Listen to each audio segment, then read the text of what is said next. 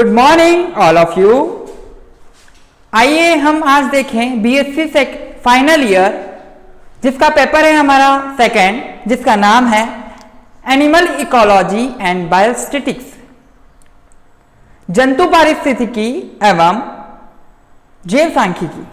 ठीक है, हमारा फाइनल ईयर का जो सेकेंड पेपर है, ठीक है, जंतु विज्ञान का, जिसका नाम हमने अभी आपको बताया है एनिमल इकोलॉजी एंड बायोस्टैटिक्स, इसके बारे में हमें चर्चा करनी है। इसके तहत हमें हमारी यूनिट फर्स्ट, ठीक है, हमें देखना है कौन कौन सी चीजें। फर्स्ट हमें देखना है terminology and scope of ecology, क्या शब्दावली है और उसका किस कार्य क्षेत्र में पारिस्थितिकी का महत्व है, उसके बारे में जानना है। हैबिट एंड निकेत के बारे में, निकेत और आवास के बारे में जानना है। इकोसिस्टम, ठीक है, हम देख रहे हैं कि हमारा जो पारिस्थितिकी तंत्र है उनमें कौन कौन सा, तो कंपोनेंट ऑफ इकोसिस्टम, ठीक है, जो घटक है उनके बारे में जानकारी प्राप्त करनी है। एनर्जी फ्लो, ऊर्जा प्रवाह के बारे में। न्यूट्रिएंट साइकिल, पोषण जो चक्र है उनके बारे में। फूड चेन, भोजन खाद्य श्रृंखला के बारे में, ठीक है। फूड वेब, खाद्य जाल के बारे में।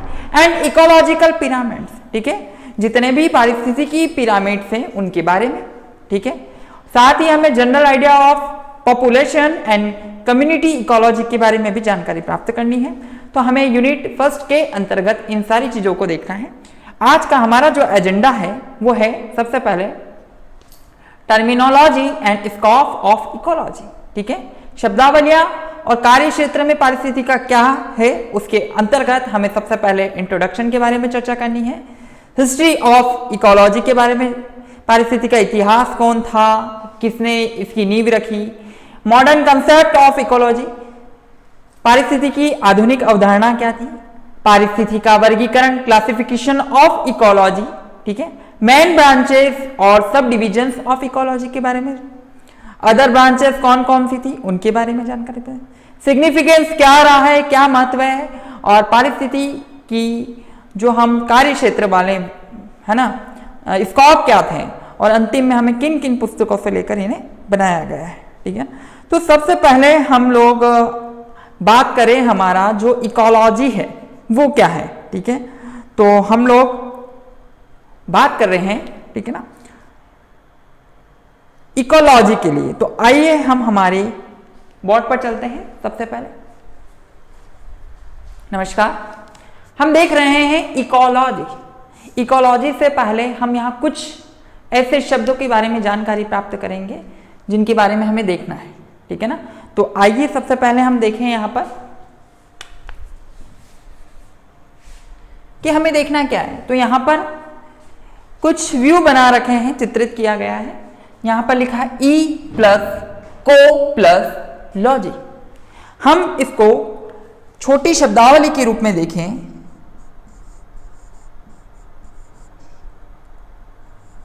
इकोलॉजी या पारिस्थितिकी।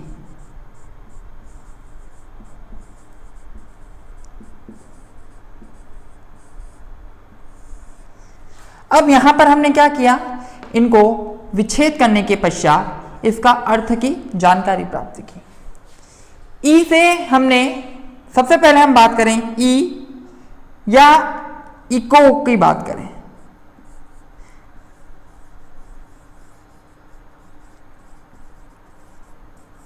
ग्रीक वर्ड है और इसका मतलब होता है आइकोस। और लॉजी की बात करें तो उसका मतलब होता है स्टडी। आइकोस का मतलब होता है आवास, जिसको हम बोल सकते हैं हैबिट।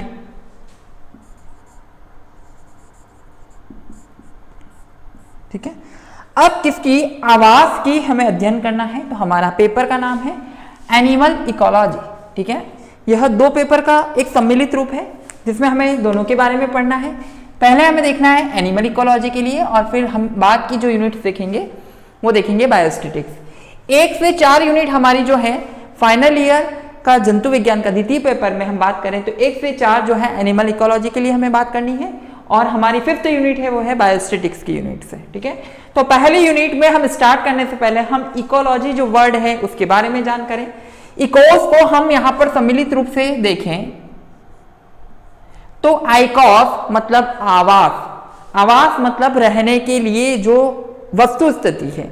हम यहां पर किसकी बात कर रहे हैं? ऑर्गेनिजम्स की बात कर रहे हैं, जीव की बात कर रहे हैं, जो जीव है।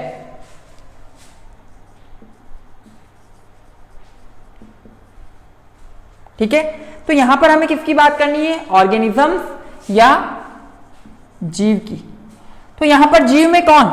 आपके एनिमल्स एंड प्लांट्स दोनों ही सम्मिलित रूप से रहते हैं। कहां पर? प्रकृति में। तो इस प्रकार का कम्युनिकेशन। अब यहां पर हम इसको देखें तो ई का मतलब हमने यहां पर बताया है इन्वायरमेंट, पर्यावरण से, और कम्युनिटी संबंध है किसका? जंतु और पादप का। किसके साथ संबंध है? इन्वायरमेंट के साथ, पर्यावरण के साथ संबंध है। तो इस प्रकार का जब ऑर्गेनिज्म, जब जंतुओं का अध्ययन हम करते हैं पर्यावरण के साथ, तो इस प्रकार की जब स्टडी होती है तो उसे हम क्या कहते हैं? इकोलॉजी कहते हैं। इकोलॉजी के अंतर्गत हम बात करें कि इकोलॉजी वर्ड जो है कहां से आया है, तो इकोलॉजी जो वर्ड है एक ग्रीक वर्ड है। ठीक है, ये हमारी यूनानी भाषाओं से। ठीक है, इसमें हमने आइकॉस जो लिया है उसका मतलब होता है हमारा आवास, और आवास का संबंध हम स्टडी उसके अध्ययन से करेंगे। ठीक है, अभी हमने यहां बहुत सारी चीजें देखी है। ठीक है, तो हम एक व्यू बना रहे हैं कि जहां आप देखें कि ग्लेशियर वाले पहाड़ हैं। ठीक है, आइस वाले। ठीक है, नॉर्मल पहाड़ हैं, कुछ ट्रीज हैं, ट्री में भी अंतर कर रखा हमने। ठीक है ना, कोई झाड़ियां छोटी हैं, कुछ पेड़ बड़े हैं, कोई वृक्ष है। ठीक है ना, और यहां पर हम देख रहे हैं पहाड़ों से गिरने वाला पानी और एक स्टोरेज किया हुआ वाटर, उनमें कोई जीव है। ठीक है, उनके आसपास की वनस्पति है, वेजिटेशन को देखने हैं, रहने वाले जंगल में जीव हैं। ठीक है, कुछ छोटे जीव हैं, कुछ पक्षी हैं। ठीक है ना, तो यहां पर हमने प्रकृति का पूरा दृश्य यहां पर सम्मिलित किया गया है, जिसमें आकाश, नभ, थल, जल, इस प्रकार की सारी जो चीजें देखते हैं हम इस इकोलॉजी के तहत, पारिस्थितिकी के तहत हम देखते हैं, जो हमें आगे अध्ययन करना है। ठीक है ना, तो हम इसके आगे अध्ययन कर रहे हैं, उसके बारे में देखते हैं। तो एक बार हम देखेंगे कि फादर ऑफ इकोलॉजी कौन थे हमारे। ठीक है ना, इसको देने वाले व्यक्ति कौन थे। ठीक है, इनके इतिहास के बारे में हमें चर्चा करनी है, इसका क्या महत्व है उसके बारे में चर्चा करनी है। तो आइए सबसे पहले हम हमारी इस पीपीटी का जो इंट्रोडक्शन है, सबसे पहला हमारा, उस पर चर्चा करें।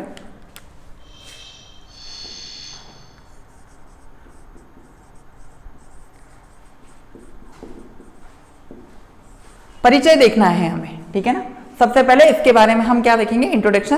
तो आइए हमारी पीपीटी की स्लाइड पर। इकोलॉजी जो वर्ड है वो दो भाषाओं से या दो शब्दों से मिलकर बना होता है। ठीक है, जिसका नाम है आइकॉस या लोगो। ठीक है ना, आइकॉस का अर्थ है निवास स्थान या रहने का स्थान। ठीक है ना, हैबिटेशंस या होम, होम रेंज जो है उसका। ठीक है, लोगों का अर्थ हम अध्ययन से कह सकते हैं, इसलिए शाब्दिक रूप से हम पारिस्थितिकी जो घर पर जीवों का अध्ययन होता है, इसके लिए सबसे पहले जो एक वैज्ञानिक थे ऑडम, 1969 में इनके द्वारा जीवों और पर्यावरणों के बीच में अंतर संबंध, कोरिलेशंस को यहां पर अध्ययन किया और उसे परिभाषित किया। ठीक है, कैडिंग 1961 के अनुसार पारिस्थितिकी एक दूसरे से और अपने पर्यावरण के संबंध में जानवरों और पौधों का अध्ययन है। तो अलग अलग वैज्ञानिकों ने यहाँ पर अपनी अलग अलग परिभाषाएं प्रस्तुत की। साथ ही यहाँ पर हम बात करें ई हैकल की। ठीक है, यह एक जर्मन वैज्ञानिक थे। ठीक है, इन साइंटिस्ट ने इन्हें फादर ऑफ, क्योंकि इन्होंने सबसे पहले टर्म दिया, इसलिए हम नेक्स्ट बात करेंगे। उससे पहले हम हमारे पीपीटी पर एक देखेंगे कि व्हाट इज इकोसिस्टम क्या है। ठीक है ना, छोटा सा सुंदर चित्रित किया हुआ है। ठीक है, यहाँ पर हम देखेंगे कि एक पाउंड है, पाउंड में फिश, फ्लाई, वाटर वेट्स हैं, प्लांट्स हैं, snail, sun, tadpole and frog, ये सारा यहाँ पर हमने पता रखा है। मतलब इन्वायरमेंट का रिलेशन से हम यहाँ पर बात करें फिजिकल प्रॉपर्टीज की। ठीक है ना, पृथ्वी पर पाए जाने वाली दोनों सजीव और निर्जीव का जो सम्मिलित रूप था, उससे किसकी उत्पत्ति हुई? जीव की उत्पत्ति हुई है, जिसके बारे में हम जानकारी प्राप्त कर रहे हैं। जीव की उत्पत्ति के लिए तो हमें सबसे पहले क्या देखना है? तो हमें यह देखना है कि जो प्रकृति जो निर्जीव है उससे सजीव किस प्रकार से पृथ्वी पर आया। तो हम सबसे पहले देखें तो जल है हमारे पास, साथ ही हमारे पास कौन है, एटमॉस्फेयर या वायुमंडल है, जिससे हमें क्या प्राप्त हो रहा है, ऑक्सीजन प्राप्त हो रही है। तो जीने के लिए दो विशेष प्रकार के तत्व जो हमारे पृथ्वी पर उपलब्ध हैं, तो आप जल और जो हमारी वायु है उनके माध्यम से, जल में देखिए आप टेडपोल का लाइफ साइकिल चल रहा है, ठीक है, फ्रॉग, ठीक है, फ्लाई, उनके जो लार्वा हैं वो सारे कहां पर, वाटर बॉडीज के अंदर, ठीक है। तो इनका कहीं ना कहीं किसी रूप में एक रिलेशन यहां पर स्थापित हो चुका है, ठीक है, जिसके बारे में हम और आगे चर्चा करें, ठीक है। नेक्स्ट हमें देखना है यहां पर इसके इतिहास के बारे में, ठीक है। The term ecology was coined and describe by, ठीक है ना। तो जो हमारी जो वर्ड की जो टर्मिनोलॉजी थी, सबसे पहले हम बात करें कि इकोलॉजी जो शब्द दिया, ठीक है, वो किसने दिया, ई हैकल ने। नेक्स्ट फादर ऑफ इकोलॉजी, ठीक है, फादर ऑफ इकोलॉजी को हम लोग हाईलाइट कर रहे हैं। ऐसा क्यों कर रहे हैं, क्योंकि होने वाली जितने भी प्रकार की एग्जाम्स हैं उसमें हमारे पास ऑब्जेक्टिव जो होता है वस्तुनिष्ठ प्रश्न के अंतर्गत, ठीक है, तो वहां पर ऐसे क्वेश्चंस को पूछा जाता है फादर ऑफ इकोलॉजी कौन है, पारिस्थितिकी के जनक कौन है, तो यहां पर कौन है, रिटर, ठीक है ना। रिटर हमारे कौन है, फादर ऑफ इकोलॉजी है, ठीक है। नेक्स्ट बात करनी है फादर ऑफ इंडियन इकोलॉजी, ठीक है, तो फादर ऑफ इंडियन इकोलॉजी भारतीय हमारे पारिस्थितिकी के जनक कौन है, प्रोफेसर रामदेव मिश्रा, ठीक है ना। प्रोफेसर रामदेव मिश्रा की बात करें हम यहाँ पर, तो प्रोफेसर रामदेव मिश्रा ने यहाँ पर भारतवर्ष में इनका जो जन्म है 1908 से 1998 तक, जो इनका जन्म से लेकर मृत्यु का समय दे रखा है, ठीक है। और हमें छोटी किताबों के अंतर्गत 11-12 की किताब में हम जब देखें, जब इकोलॉजी का पोर्शन पढ़ते हैं, तो सबसे पहले प्रोफेसर रामदेव मिश्रा जी के बारे में हमें जानकारी प्राप्त होती है, ठीक है। पारिस्थितिकी के जनक के रूप में, भारतीय पारिस्थितिकी के जनक के रूप में इन्हें जाना जाता है। इनका जन्म जो था 26 अगस्त 1908 में हुआ। इन्होंने यूनाइटेड किंगडम में लीड्स विश्वविद्यालय के प्रोफेसर WH प्रियोल्सल और FRS के अधीन वर्ष 1937 में पारिस्थितिकी में डॉक्टर ऑफ फिलोसॉफी की उपाधि ग्रहण की। इन्होंने बनारस हिंदू विश्वविद्यालय वाराणसी के वनस्पति विभाग में पारिस्थितिकी विषय में शिक्षण एवं अनुसंधान का कार्य किया और इसी के साथ इन्होंने उष्णकटिबंधीय समुदाय तथा अनुक्रमण, पादप समष्टि, जंतु आदि के बारे में भी इन्होंने बहुत सारा कार्य किया। इसके साथ ही इन्हें बहुत सारे मेडल्स प्राप्त हुए हैं, ठीक है। तो हम लोग बात कर सकते हैं कि ये कौन है, हमारे भारतीय पारिस्थितिकी के जनक है, इसलिए यहाँ पर हम इन्हें बात कर रहे हैं। नेक्स्ट बात करनी है यहाँ पर कि जो वार्मिंग नाम के वैज्ञानिक थे, इन्होंने इकोलॉजी शब्द को पहली बार पादपों के अध्ययन के बारे में बात की थी, ठीक है, जबकि हमें पढ़ना किसको, एनिमल्स के बारे में, पर यहाँ पर हम इतिहास पढ़ रहे हैं तो हमें सारी जानकारी प्राप्त करनी है। साथ ही हमें यह भी बताना है कि जीव जो ऑर्गेनिज्म है और इन्वायरमेंट के बीच परस्पर जो संबंध होता है उसे हम क्या कहते हैं, इकोलॉजी कहते हैं, ठीक है, ऑर्गेनिज्म। अभी हमने यह बात की थी कि इन्वायरमेंट का संबंध किसके साथ है, ऑर्गेनिजम्स के साथ, ठीक है। इन्वायरमेंट का जो संबंध है हमारा वो किसके साथ है, वो हमारा, हम बात कर रहे हैं ऑर्गेनिजम्स के साथ, जीव के साथ संबंध है। तो मतलब प्रकृति में जीव और पर्यावरण का जो संबंध है, ठीक है, कम्युनिकेशंस है, ठीक है, तो वो क्या कहलाएगा, हमारा इकोलॉजी या पारिस्थितिकी कहलाएगा, ठीक है। नेक्स्ट हमें बात करनी है, जीव तथा पर्यावरण एक दूसरे पर आश्रित रहते हैं, ठीक है। यहां पर कुछ वैज्ञानिकों की पिक्चर है। सबसे पहले हमारे जो है ई हैकल, फर्स्ट जो हमारा है ई हैकल का चित्रित किया गया है। सेकेंड हमारे father of ecologist Ritter, and Indian father of ecologist जो है प्रोफेसर आर मिश्रा, ठीक है, रामदेव जी मिश्रा का यहाँ पर पिक्चर बता रखी है। नेक्स्ट हमें बात करनी है modern concepts of ecology. Modern concepts को समझने के लिए ठीक है, हम इकोलॉजिकल हायरार्की पर चलते हैं। ठीक है, नेक्स्ट हमें देखना है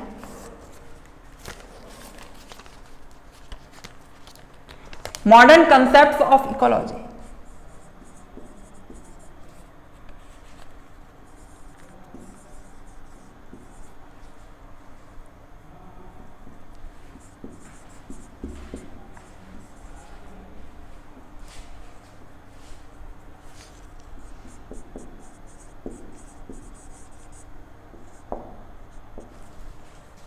यहां पर हमें बात करनी है मॉडर्न कंसेप्ट्स की, तो यहां पर हमें सबसे पहले कहा जाना है नॉन लिविंग से लिविंग की ओर जाना है। ठीक है, तो हम यहां क्या बात कर रहे हैं, हमें बात करनी है निर्जीव से सजीव की ओर पृथ्वी पर उत्पत्ति कैसे।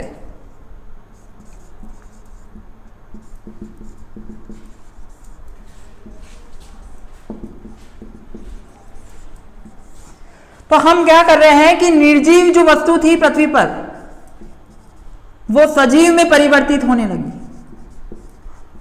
और उससे किसका निर्माण हुआ, इस बुद्धिमान प्राणी का। ठीक है, ठीक है, तो हम यहां पर क्या कर रहे हैं कि जो प्रकृति में है, हम प्रकृति में जैसे ही किसी भी, जैसे हम पढ़ क्या रहे हैं, विज्ञान की एक ब्रांच या शाखा है, साइंस को हम बोल सकते हैं साइंसिया, मतलब होता है जानना।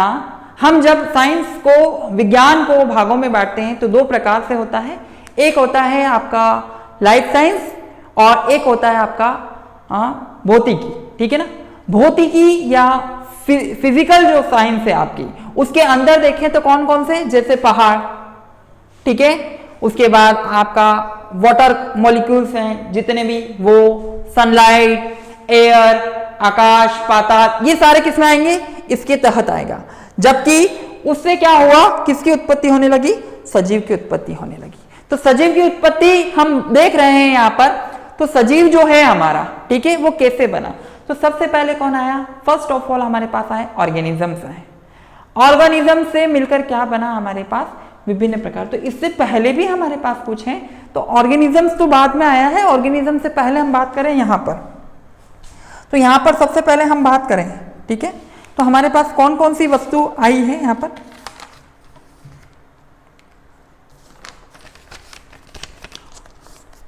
एक बार हम हमारी पीपीटी की स्लाइड पर देखते हैं और उसके बाद हम बोर्ड पर आएंगे। जीव, समष्टि, समुदाय, पारिस्थितिकी तंत्र, बायोम और जैवमंडल। सबसे पहले हमारे पास आया है ऑर्गेनिजम्स आया है। ऑर्गेनिजम्स कहां से बना वो भी बताते हैं। फिर हमारे पास पॉपुलेशंस आई है जिसको हम समष्टि बोलते हैं, कम्युनिटीज हैं, इकोसिस्टम, बायोम एंड बायोस्फीयर। ठीक है ना, एक के बाद एक बढ़ता ही गया। ठीक है, तो ये क्या था हमारा, पारिस्थितिकी की आधुनिक अवधारणा थी। ठीक है, अब हम बात कर रहे हैं कि हमारे पास सबसे पहले कौन आया है, मॉलिक्यूल्स आए हैं। कौन आया है, मॉलिक्यूल्स आया है, जिसको हम पिक्चर्स में अच्छी तरह से देख सकते हैं। ठीक है ना, तो हम बात करेंगे सबसे पहले हमारे पास जो अणु थे, ठीक है, मॉलिक्यूल्स आए हैं। मॉलिक्यूल से क्या बना हमारे पास, ठीक है, कंपाउंड बने होंगे, जैसे यहां पर वाटर और डीएनए बता रखा है, आप देख सकते हैं, ये मॉलिक्यूल्स है। और मॉलिक्यूल्स में हमारे पास group of atoms, smallest unit of most chemical compounds बने हैं, जिससे हमें, जैसे वाटर के आप देख सकते हैं यहां पर वाटर मॉलिक्यूल्स है, और वाटर मॉलिक्यूल से मिलकर क्या बना है हमारे पास, डीएनए। ठीक है, डीएनए से मिलकर हमारे पास कौन बना है, एक सेल बनी है। ठीक है, सिंगल सेल है।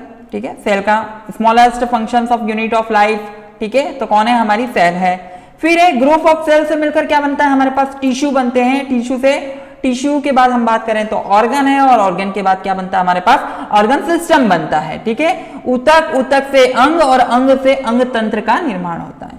अंग तंत्र जब कंप्लीट हो जाता है तब हमारे पास ऑर्गेनिजम्स या एक संपूर्ण जीव का निर्माण हुआ। जैसे कि हम यहाँ पर एक एनिमल्स का एग्जाम्पल दे रखा है, यहाँ पर अभी एक एनिमल्स हुआ है, मतलब ऑर्गेनिजम्स है। एनीवे कोई भी ऑर्गेनिजम्स हो सकता है, यहाँ पर हम एनिमल्स की बात कर रहे हैं तो हमने एनिमल्स ले लिया। ठीक है, नेक्स्ट हमें बात करनी है पॉपुलेशंस की।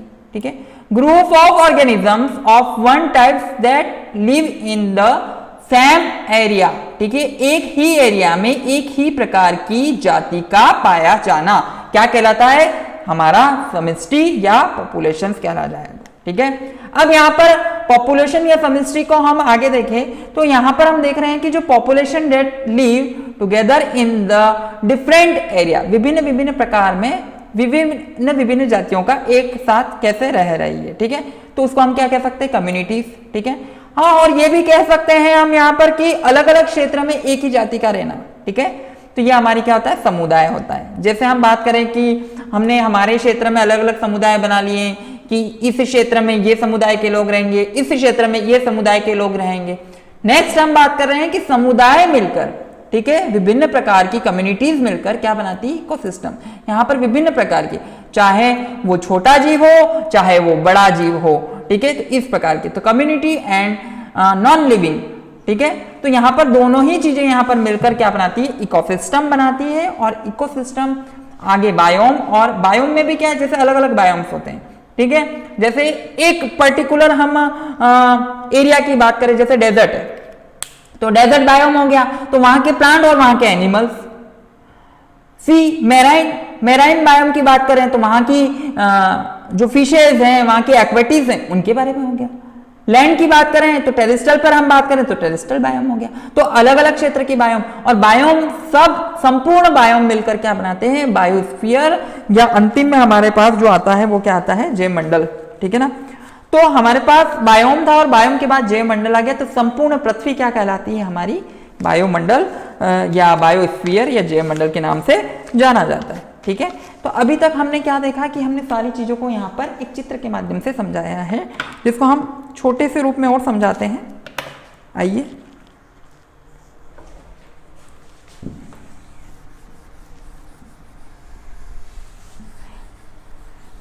सजीव से निर्जीव की उत्पत्ति किस प्रकार से। तो सबसे पहले हमारे पास आए एटम, एटम से मॉलिक्यूल,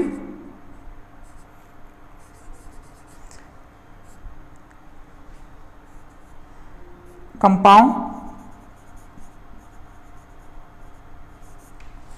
कंपाउंड से हमारे पास क्या गया, प्रोटोप्लाज्म,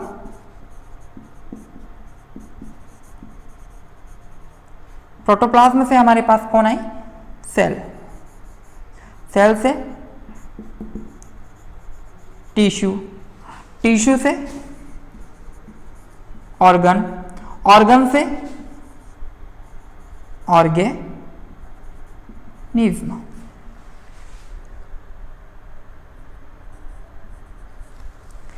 यहां तक की प्रोसेस हम बात करें, एटम से लेकर प्रोटोप्लाज्म तक, ये हमारी जो प्रोसेसिंग है वो है नॉन लिविंग, निर्जीव। पर यहां पर जैसे ही हमारे पास कोशिकाओं का निर्माण हुआ तो वहां से हमारे पास कौन आए, ऑर्गेनिजम्स आए। ऑर्गेनिज्म से हमारे पास कौन आई, पॉपुलेशन आ गई।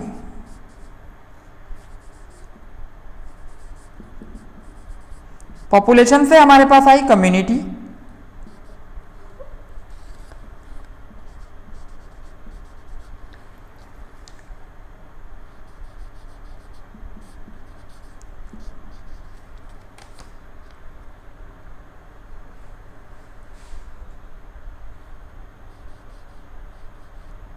कम्युनिटी से हमारे पास आया इकोसिस्टम,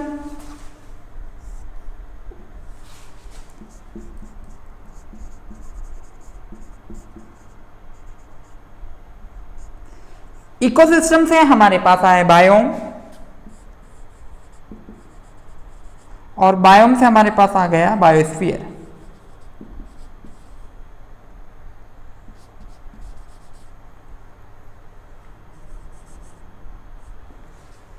ठीक है, तो हम लोग कहां से कहां तक चले थे, मॉडर्न कंसेप्ट, आधुनिक अवधारणा के रूप में हम देखें तो निर्जीव से हमारी ये संपूर्ण क्या हो गई, लिविंग। ठीक है, तो विभिन्न प्रकार की कोशिकाएं, टिश्यू, ऑर्गन और ऑर्गेनिजम्स की बात करें हम यहां पर, तो ऑर्गेनिजम्स को हमें देखना है तो विभिन्न प्रकार के। ठीक है, अब यहां पर पॉपुलेशन एक जाति, जैसे कि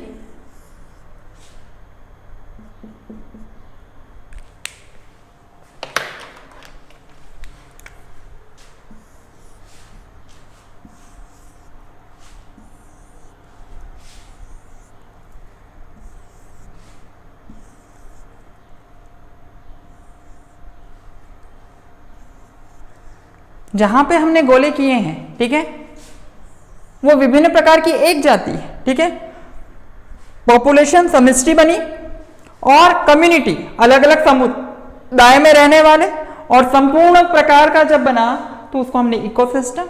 और बायो में तो जैसे कि हम ये कहाँ पर है तो स्थल पर है या टेरेस्ट्रियल बायोम हो गया, ठीक है, पानी में होता तो उसे मैराइन या एक्वेटिक, डेजर्ट में होता तो उसे हम क्या कहते हैं डेजर्ट बायोम। तो अलग अलग नाम दे देते हैं और इन सब से मिलाकर हमारे पास कौन बन गया, इन सब से मिलाकर हमारे पास बहुत सुंदर चीज का निर्माण हुआ।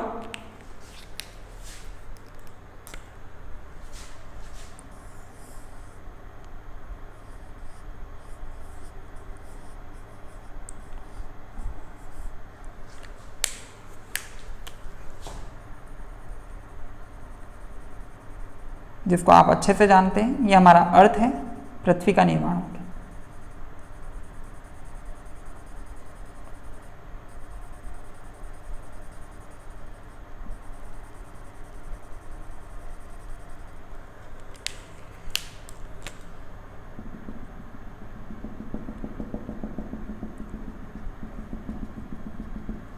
ये संपूर्ण पृथ्वी हमारा क्या है, बायोस्फीयर है, जिस पर जल, थल और आकाश संपूर्ण रूप से पंच तत्व में जो विलीन है वो यहाँ पर स्थापित है, ठीक है। तो अभी तक हमने क्या देखा कि हमारा जो मॉडर्न कंसेप्ट था पीपीटी की स्लाइड पर, प्लस हम यहाँ पर देख रहे हैं, तो इस प्रकार से हमारा मॉडर्न कंसेप्ट हुआ। नेक्स्ट हमें बात करनी है क्लासिफिकेशन की। बात करें क्लासिफिकेशन के लिए बात कर रहे हैं हम यहाँ पर, तो सबसे पहले हमें देखना है कि हमारे पास दो प्रकार के क्लासिफिकेशन है, ठीक है। नेक्स्ट बात करनी है हमारे पास क्लासिफिकेशन, ठीक है, ऑफ इकोलॉजी। तो क्लासिफिकेशन और इकोलॉजी की बात करें तो यहां पर हम बात करें इकोलॉजी में दो प्रकार के क्लासिफिकेशन मोस्टली आईएमपी होते हैं। एक तो होता है प्लांट क्लासिफिकेशन, दूसरा होता है एनिमल क्लासिफिकेशन।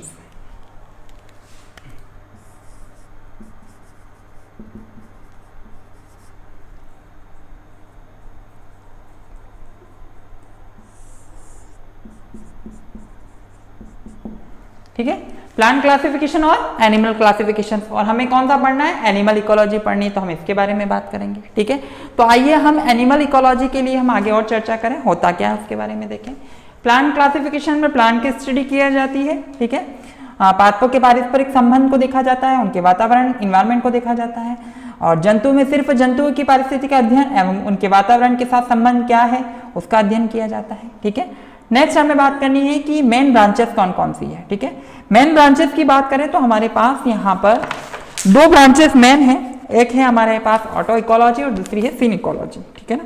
ऑटो इकोलॉजी और सीन इकोलॉजी की बात करें, नेक्स्ट बात करना हमें मेन ब्रांचेस कौन कौन सी है हमारे पास।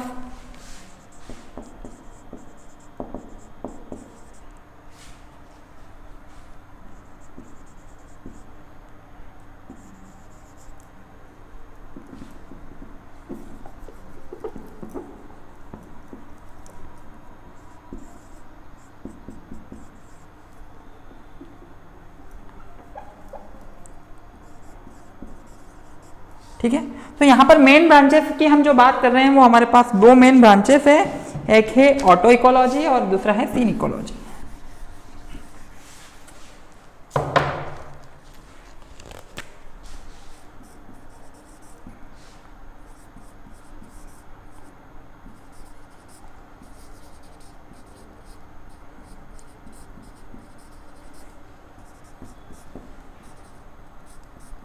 ठीक है, स्वपारिस्थितिकी और समपारिस्थितिकी।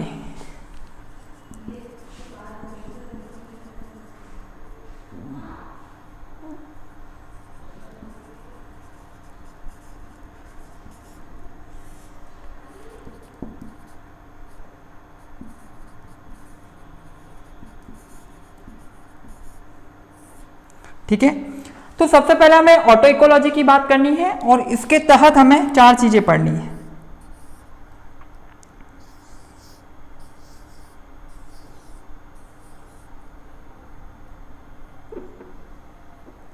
ठीक है, तो सबसे पहले हम ऑटो इकोलॉजी स्वपारिस्थितिकी की बात करें हम यहाँ पर, आइए पीपीटी की स्लाइड पर, एक ही जाति या जाति विशेष के किसी एक सदस्य और उसके पर्यावरण के साथ संबंध, ठीक है, तो उसे स्व पारिस्थितिकी। पर इसके साथ ही हम बात करें कि इसके अंतर्गत किसी क्षेत्र विशेष में उपस्थित विभिन्न जातियां और सदस्यों के समूह और उनके पर्यावरण के साथ जो संबंध है उसको हम अलग अलग अध्ययन कर सकते हैं, तो उसे समपारिस्थितिकी कहते हैं। सपारिस्थितिकी और समपारिस्थितिकी की बात करें तो हम देखना है कि हमें ये 4 प्रकार का, पहला population ecology, community ecology, biome ecology and ecosystem ecology.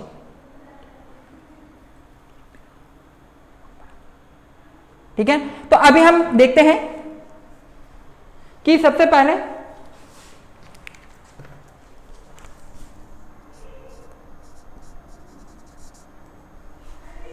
Population ecology, ठीक है। नेक्स्ट हमारे पास आती है कम्युनिटी इकोलॉजी, नेक्स्ट है हमारे पास ecosystem ecology and biome ecology.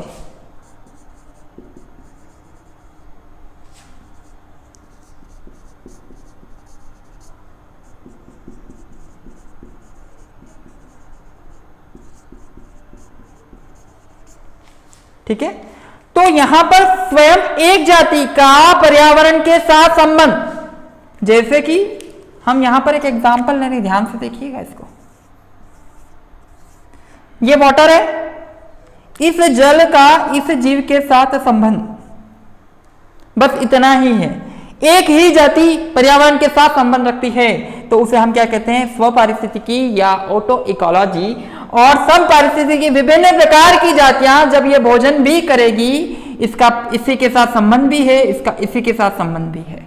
ठीक है, तो इस प्रकार का जब हम देख रहे हैं तो उसे हम बोलते हैं समपारिस्थितिकी, जिसमें सबसे पहले समष्टि के बारे में देखना है, पॉपुलेशन इकोलॉजी के लिए, कम्युनिटी इकोलॉजी के लिए, biome ecology and ecosystem ecology के लिए हमें देखना है, जिसको हम हमारी पीपीटी की स्लाइड पर देख सकते हैं कि हमने 3 वहां पर पीपीटी आगे जो शो करी है हमारे, तो हम देखेंगे कि उसमें पॉपुलेशन इकोलॉजी में कौन कौन सी जातियों के बारे में किस प्रकार से वो अपना संबंध प्रकृति के साथ स्थापित करती है, कम्युनिटी समुदाय है अपना प्रकृति के साथ किस प्रकार से संबंध स्थापित करता है, और हमारा बायोम एंड इकोसिस्टम किस प्रकार से। तो आइए हम हमारी पीपीटी की स्लाइड पर चलते हैं।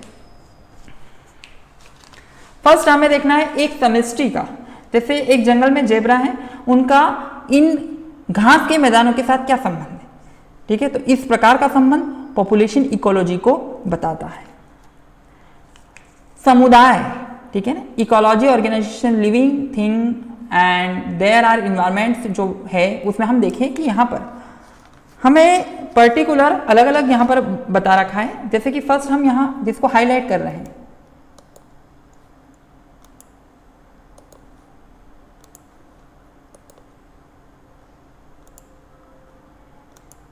तो आप देखिएगा कि ये एक ही जाति के, मतलब डियर है कोई, तो ये प्रकृति के साथ क्या कर रहे हैं, संबंध है इनका। तो इस प्रकार का जो होगा तो वो होगी हमारी पॉपुलेशन इकोलॉजी, पर्टिकुलर एक ऑर्गेनिज्म प्रकृति के साथ संबंध रख रहा है। ठीक है, पर यहां पर हम नेक्स्ट बात कर रहे हैं कम्युनिटीज की, जहां पर हमारे पास डियर भी हैं, जेब्राज है, सॉरी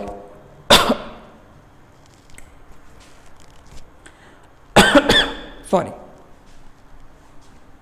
कम्युनिटीज की बात करें तो यहां पर हमारे पास शुतुरमुर्ग है, ostrich, zebra, deer and wildebeest. तो यहां पर क्या है, अलग अलग डिफरेंट कम्युनिटीज है, पर संबंध किसके साथ है, प्रकृति के साथ है। और अंतिम में हमें जो देखना है वो प्रकृति इकोसिस्टम इकोलॉजी की बात करें हम यहां पर, तो प्रकृति का संपूर्ण प्रकृति का संबंध इन जीवों से है, जिसको हम नेक्स्ट देख सकते हैं बायोम इकोलॉजी के अंतर्गत। सॉरी, बायोम इकोलॉजी के अंतर्गत हम देखें organisms, population same species, community different species, environment plus animals का संबंध, इकोसिस्टम, एंड जब अंतिम में हम देख रहे हैं तो बायोस्फीयर बहुत सुंदर चित्रित है,